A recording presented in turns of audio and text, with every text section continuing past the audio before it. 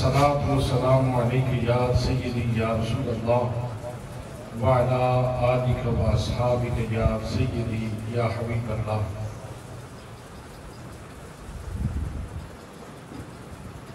رونق محفل مرکزی صدر الکرم فرینڈز اشتہار مدانش جنابی حضرت علامہ مولانا ڈاکٹر نور حسن ضیاء صاحب، جنابی حضرت علامہ مولانا محمد اشرف چشتی صاحب، خطیب اہل سنت جنابی حضرت علامہ مولانا ابرار محسن صاحب، جناب پیر طاہر الحسن شاہ صاحب صابری و دیگر مقتدر محتشم کی وقار تھی احترام علماء کرام، معززین بالاقبال، برادران اسلام، برادران طریقت، برادران محبت، السلام علیکم ورحمۃ اللہ وبرکاتہ۔ آج کی یہ مجلس نور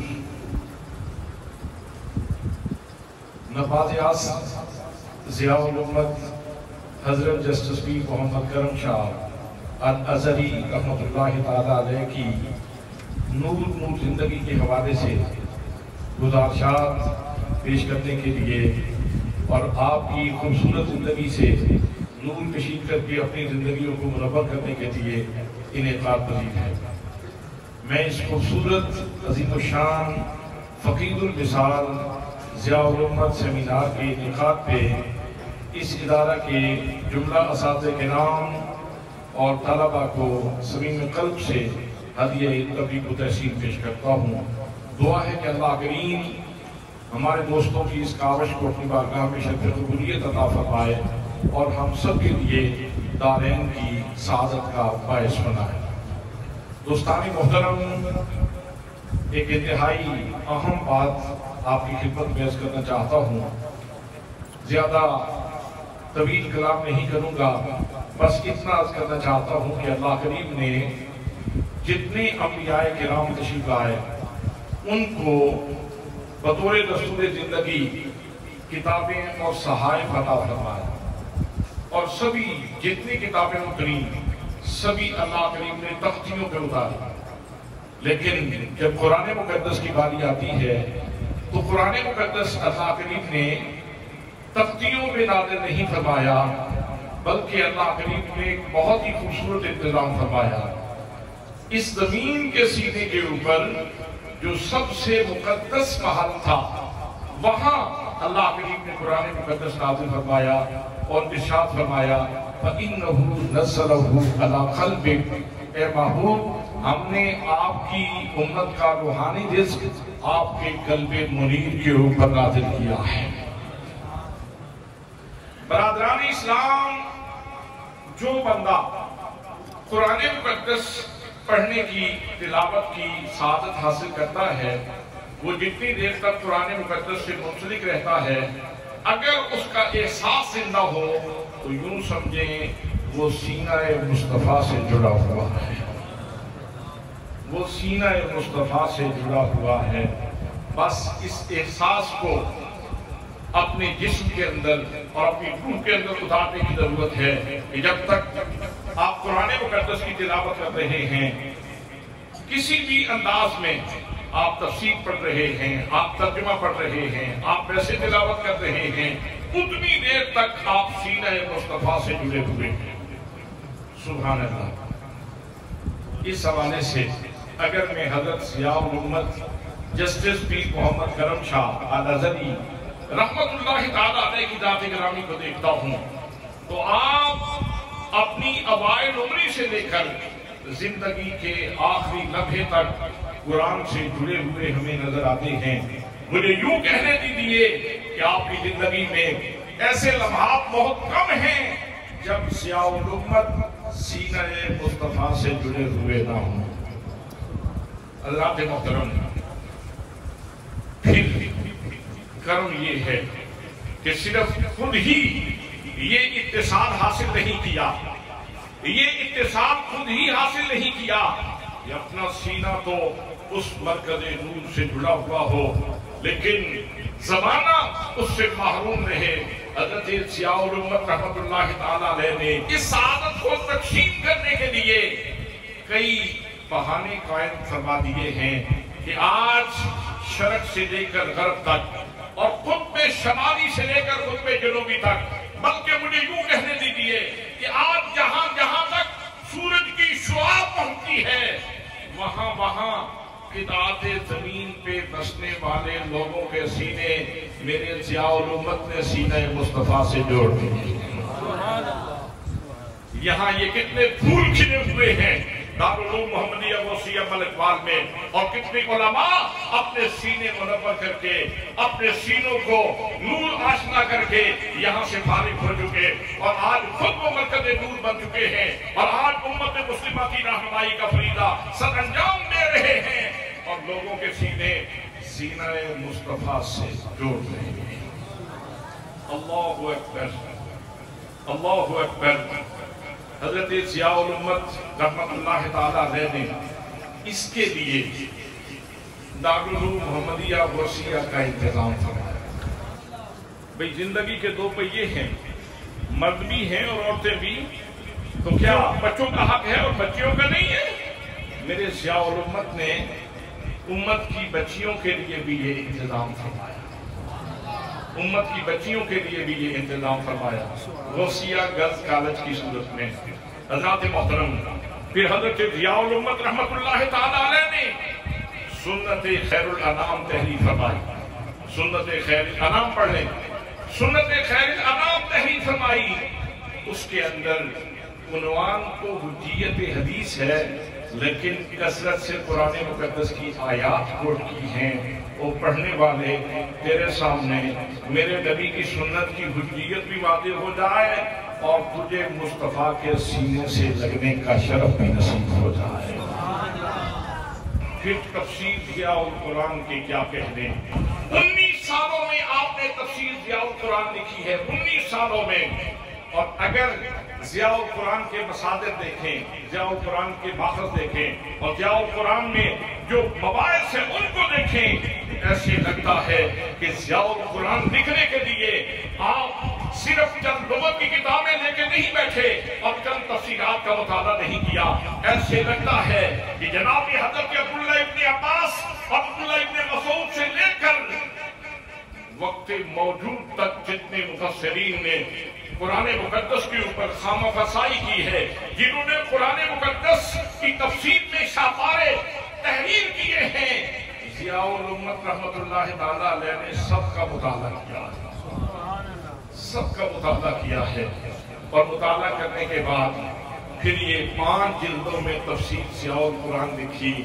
اگر میرے دوستو گھر بیٹھے بیٹھے سینہ مصطفیٰ سے جڑنا چاہتے ہو اور وہ جو نور ہے اس کی سمجھ چاہتے ہو، اس کا فہم چاہتے ہو، گھر میں بیٹھے بیٹھے ضیاء القرآن کھول لو، تم سینہ مصطفیٰ سے بھی جڑ جاؤ گے اور تمہیں میرے آقا کریم صلی اللہ تعالیٰ علیہ وسلم پہ اترنے والے قرآن کا جو منشا ہے وہ بھی سمجھ آ جائے۔ پھر تھوڑا سا مزید آگے چلتا ہوں، تھوڑا سا مزید آگے چلتا ہوں، بلکہ یہاں ایک بات اور بھی عرض کر دوں گا۔ ابھی چند دن پہلے الحرم ماکی میں میانی میں میری تقریر تھی، وہاں ایک علامہ راحیل احمد رضوی صاحب ہیں، نہ پھیرا شریف کے فارغ التحصیل ہیں، نہ حضرت ضیاء الامت رحمت اللہ تعالیٰ علیہ کے مرید ہیں، بلکہ وہ جامعہ قادریہ فیصل آباد کے فارغ التحصیل ہیں۔ مجھے بڑے ذوق سے سنانے لگے اور میرے ساتھ چند اور بھی دوست موجود تھے، فرمانے لگے کہ میں جامعہ قادریہ میں دورہ حدیثی کا طالب علم تھا، تو ایک مسجد میں میری رہائش تھی، ایک پڑھا لکھا عیسائی نوجوان میرے پاس آیا اور آ کے کہنے لگا، مولانا مجھے مسلمان کر دیں، مجھے کلمہ پڑھائیں، مجھے کلمہ پڑھائیں۔ میں نے اس کو اپنی سعادت کے لیے، اس کی سعادت کے لیے کلمہ پڑھا دیا، مسلمان کر دیا۔ تو پھر اب اپنائیت تھی، ایک مسلمان بھائی کے طور پہ میں نے اس سے پوچھ لیا، ذرا یہ تو بتاؤ یہ شوق کیسے جاگا، یہ اقرا کیسے پیدا ہوا، یہ طبیعت کس کے اوپر کیسے آئی کہ تم اسلام قبول کر رہے ہو، تم مسلمان ہو چکے ہو؟ اس نے کہا میرے ایک دوست نے مجھے تفسیر ضیاء القرآن تحفے میں دی تھی، میں کچھ دن پڑھتا رہا. جب میں نے مسلسل مطالعہ کیا، جیسے جیسے میں پڑھتا گیا تو میرے ذہن سے اندھیروں کے جو ہے وہ پردے اترتے چلے گئے اور نور کے دریچے کھلتے چلے گئے. بالآخر میرے دل نے مجبور کیا کہ مجھے مسلمان ہونا چاہیے، لیکن میں نے کلمہ نہیں پڑھا. اس کی وجہ یہ تھی کہ معاشرتی پریشر کی وجہ سے ماں کیا کہے گی، باپ کیا کہے گا، بھائی کیا کہیں گے، میں ان کو فیس کیسے کروں گا، اپنے خاندان کو فیس کیسے کروں گا، میں کلمہ نہیں پڑھ سکا. تو پھر 2 دن پہلے خواب میں ایک بزرگ تشریف لائے اور آ کے فرمانے لگے کہ جب حقیقت آشکار ہو چکی ہے، جب سورج تیرے سامنے واضح ہو چکا ہے، نمایاں ہو چکا ہے، جب اسلام کی صداقت تیرے سامنے واضح ہو چکی ہے، تو پھر کلمہ کیوں نہیں پڑھ لیتے؟ تو میں نے کہا جناب آپ فرمائیں آپ کون ہیں؟ فرمایا میں وہی محمد کرم شاہ ہوں جس نے تفسیر ضیاء القرآن لکھی. دین و ملت کی ضیاء محمد کرم شاہ، دین و ملت کی ضیاء پیر محمد کرم شاہ، حق و صداقت کی صدا پیر محمد کرم شاہ. حضرات محترم، حضرت شیخ عبدالعزیز دباغ کا یہاں ایک بڑا خوبصورت کو یاد آ رہا ہے. آپ کے ساتھ فرماتے ہیں کلمہ پڑھنا کوئی چھوٹی سعادت نہیں ہے. جو بندہ کلمہ پڑھتا ہے اس کے سینے سے نور کا ایک دھاگا نکلتا ہے اور وہ سینہ مصطفیٰ سے جڑ جاتا ہے، وہ سینہ مصطفیٰ سے جڑ جاتا ہے. حضرت ضیاء الامت رحمت اللہ تعالیٰ علیہ وہ شخصیت ہیں جنہوں نے کئی لوگوں کے نور کے دھاگے سینہ مصطفیٰ سے جوڑے ہیں، سینہ مصطفیٰ سے جوڑے ہیں. ایک بات اور عرض کرتا ہوں اور گفتگو سمیٹ لوں گا. حضرات اللہ نے سینہ مصطفیٰ پہ یہ قرآن اتارا، پھر اس نے وہاں سے سفر کیا. اللہ نے اس کو ذہن مصطفیٰ سے گزارا، اللہ نے اس کو فکر مصطفیٰ سے گزارا، اور وہاں سے پھر اس نے سفر کیا اور زبان مصطفیٰ کو چوما، اور زبان مصطفیٰ کو چوم کر پھر اس نے لب مصطفیٰ کو چوما، اور پھر میرے آقا کریم بولے تو حضرت صدیق اکبر نے اپنی سماعتیں پیش کر دی، حضرت خدیجۃ الکبریٰ نے اپنی سماعتیں پیش کر دی، حضرت علی المرتضیٰ نے اپنی سماعتیں پیش کر دی، حضرت زید بن حارثہ نے اپنی سماعتیں پیش کر دی اور قرآن کو محفوظ کر دیا. پھر صحابہ کرام تابعین تبع تابعین سے چلتے چلتے یہ سلسلہ ہم تک پہنچا ہے. لیکن جو چیز عرض کرنا چاہتا ہوں وہ یہ ہے کہ جب کوئی قرآن پاک پڑھتا ہے تو اس کا تعلق صرف سینہ مصطفیٰ سے نہیں جڑتا، اس کا تعلق ذہن مصطفیٰ سے بھی قائم ہوتا ہے، اس کا تعلق زبان مصطفیٰ سے بھی قائم ہوتا ہے، اور اس کا تعلق لب مصطفیٰ سے بھی قائم ہوتا ہے. محسوس کرنے کی بات ہے. آخری بات عرض کروں، آپ میں سے کتنے لوگ ہیں جو حجر اسود کا بوسہ لینا چاہتے ہیں؟ حجر اسود کالا پتھر سبھی چومنے کے لیے ترستے ہو، اس لیے کہ حضرت فاروق اعظم نے چومتے ہوئے کہا تھا حجر اسود تو جنتی پتھر ہے، میں تیری فضیلت کو مقام کو مانتا ہوں، لیکن میں تجھے اس لیے چوم رہا ہوں کہ میرے مصطفیٰ نے تجھے چوما ہے، اس لیے کہ یہ پتھر بوسہگاہ مصطفیٰ ہے. حضرات قرآن مقدس کلام الہی ہے، کلام الہی ہے، سو اس کا پروٹوکول ہے کہ لب مصطفیٰ اس کو چومے. یہ بوسہگاہ مصطفیٰ ہے. قرآن کے جتنے حروف ہیں وہ بوسہگاہ مصطفیٰ ہیں.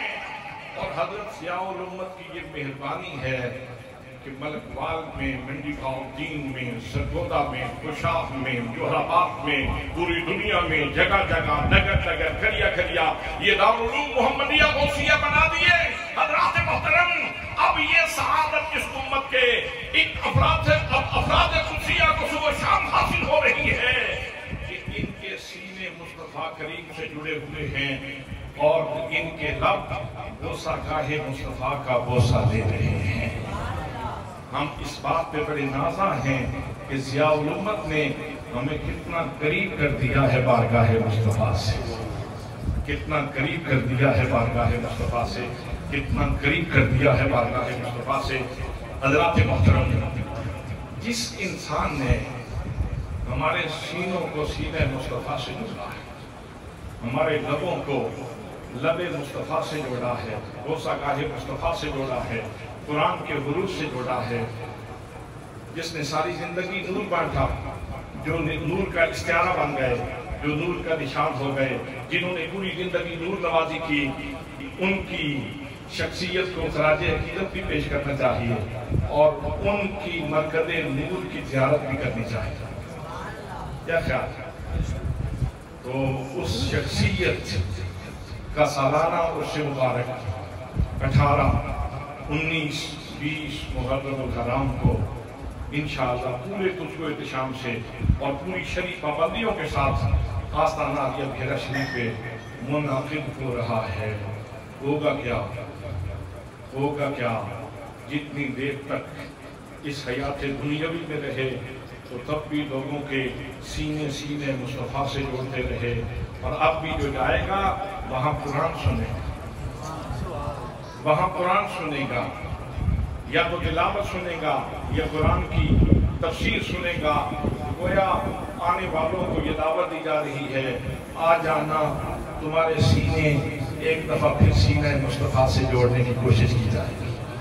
18، 19، 20 محرم الحرام کو 18 تاریخ کو انشاءاللہ محفل قرات ہوگی اور ملک کے مقتدر قراء وہاں تشریف لائیں گے اور قرآن پاک کی تلاوت فرمائیں گے، اور پھر 19 محرم الحرام کو انشاءاللہ تقریباً 10 بجے مجلس شروع ہوگی، محفل شروع ہوگی، جس میں 2 علماء خطاب فرمائیں گے، اور پھر عصر کے بعد چادر پوشی کی محفل ہوگی جس میں نعت خوانی ہوگی، اور پھر عشاء کے بعد تربیتی نشست ہوگی جس میں 5 علماء انتہائی اہم اور سلیکٹڈ موضوعات پہ آپ لوگوں کی رہنمائی فرمائیں گے، اور اگلے دن صبح سویرے آپ کے جانشین، حضور ضیاء الامت کے جانشین، آپ کی امانتوں کے وارث، آپ صاحب حسنات جمیلہ ہیں اور آپ کے سجادہ نشین امین الحسنات ہیں۔